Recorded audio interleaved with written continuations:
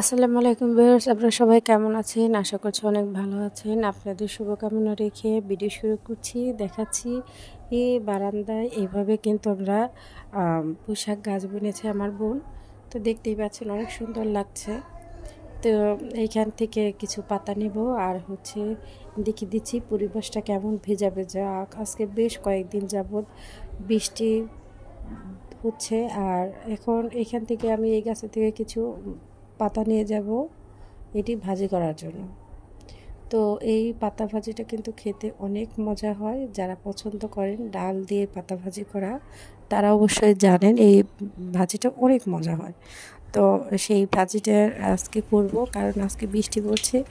এই সময় একটু ডালের বড়া বা পেঁয়াজ এই ধরনের জিনিস কিন্তু খুবই ভালো লাগে। গরম ভাতের সাথেও কিন্তু খেতে অনেক মজা হয়। তো দেখতে পাচ্ছেন পরিবেশটা এমন হয়ে রয়েছে যে মেঘ দিয়ে পুরো আকাশটা মেঘাচ্ছন্ন।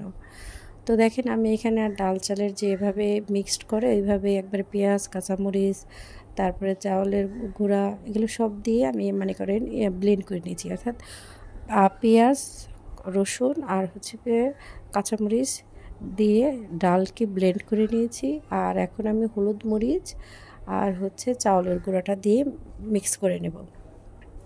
তো আপনারা বাসায় এভাবেই ট্রাই করবেন। আমি আর ওই ডালটা সবাই ভিজিয়ে ব্লেন্ড করবেন, এটা আর আমি আজকে আর দেখালাম না। আর পরিমাণ মতো লবণ দিয়ে দিচ্ছি। আর এখানে দিয়ে দিচ্ছি আপনার চাউলের গুঁড়া। তো এই চাউলের গুঁড়াটা না দিলে কিন্তু মচমচা হবে না, সেদিকটা খেয়াল রাখবেন। অবশ্যই চাউলের গুঁড়া দিতে হবে, নয়তো কিন্তু এই পাতাটা মানে বেশ নরম নরম লাগবে, খেতে কিন্তু আর ভালো লাগবে না। এই চাউলের গুঁড়াটাই ক্রিস্পি ভাবটা নিয়ে আসবে। তো যেহেতু আমরা স্বাভাবিকভাবেই ছোটোবেলা থেকে দেখছি এইভাবে আমার মা খালারা এইভাবেই পিঠা এইগুলো বড়াগুলো ভেজে থাকতো। আমরা কিন্তু গরম গরম খাওয়ার জন্য এই ধরনের বড়া কিন্তু বাসায় আগে থেকেই বানাতো। আগে সবার বাড়িতেই দেখা যেত গাছ থাকতো, তারা কোনো না কোনো আইটেম করার চেষ্টা করতো যেন মানে আমাদের সবারই যে এটা ভালো লাগে। তো এখন আমরা শহরের জীবনে কিন্তু অনেক কিছুই করি না, ঝামেলা মনে হয়, কিন্তু খুবই সহজভাবে আমি কিন্তু আপনাদের দেখিয়ে দিচ্ছি। আর এই যে পাতায় যে এই ডাউল চালের যে মিক্সটা লাগালাম সেটা বেশি পুরো করব না।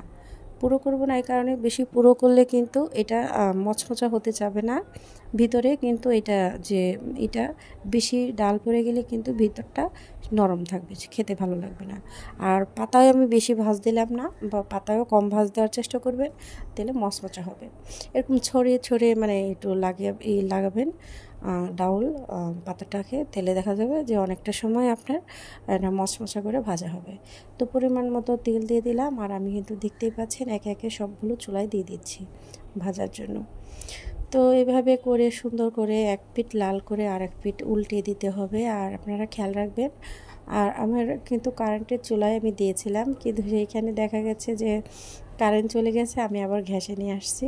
তো এর মধ্যে কিন্তু তেল পুরোটাই আপনার টেনে নিয়েছে। আমি আবার পরিমাণ মতো একটু তেল দিয়ে দিলাম, কারণ আমি যেহেতু আরও কয়েকটা পাতা ভাজবো। আর এগুলো কি কখনোই কিন্তু মানুষ চার পিস করবেন না, পরে দেখা যায় আর পাবেনই না। এগুলো এত খেতে মজা হয় যে আপনার ওই ভাজার পরে 3-4টা না সবাই মিলে এমনিই খেয়ে নেয়। এর জন্য পরিমাণে একটু বেশি ভাজতে হয়। এর জন্য আমি কিন্তু বেশ অনেকগুলো বানিয়ে নিয়েছি, কারণ এগুলো আসলে খালি খেতেও অনেক মজা, বা বিকালের স্ন্যাক হিসেবে খেতেও কিন্তু অনেক মজা। বিকেলে নাস্তা হিসেবে খেতে পারেন, ভাতের সাথে খেতে পারেন। তো এটা আসলে যেহেতু একটি ভাজা পোড়া জাতীয়, সেই হিসেবে যে কোনোভাবেই কিন্তু এটা খাওয়া যায়।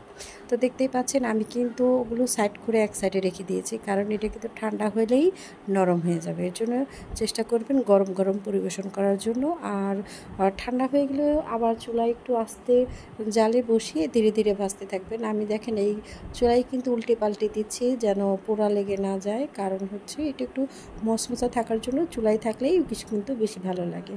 তো খুবই সহজে এরকম মচমচে পাতার বড়া কিন্তু আপনারা বানাতে পারেন। এটা আমি আপনার মিষ্টি লাউয়ের পাতা দিয়ে বানিয়েছি। আপনারা ইচ্ছা করলে কিন্তু কুমড়ার পাতা দিয়েও কিন্তু হয়। একটু বয়স্ক পাতা নেবেন, সেটা বেশি মচমচা হয়।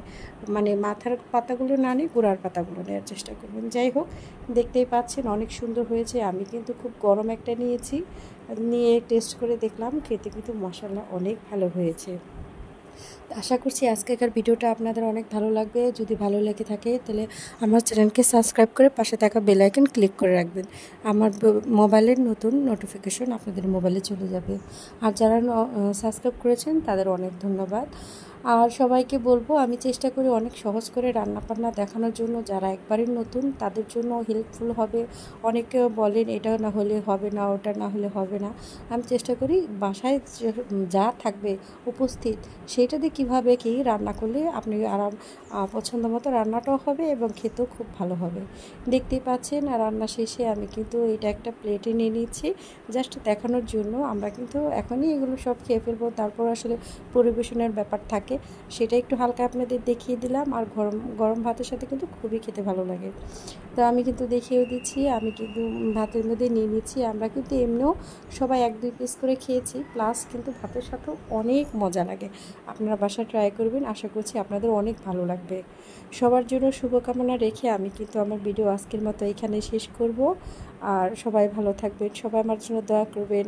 আল্লাহ হাফেজ।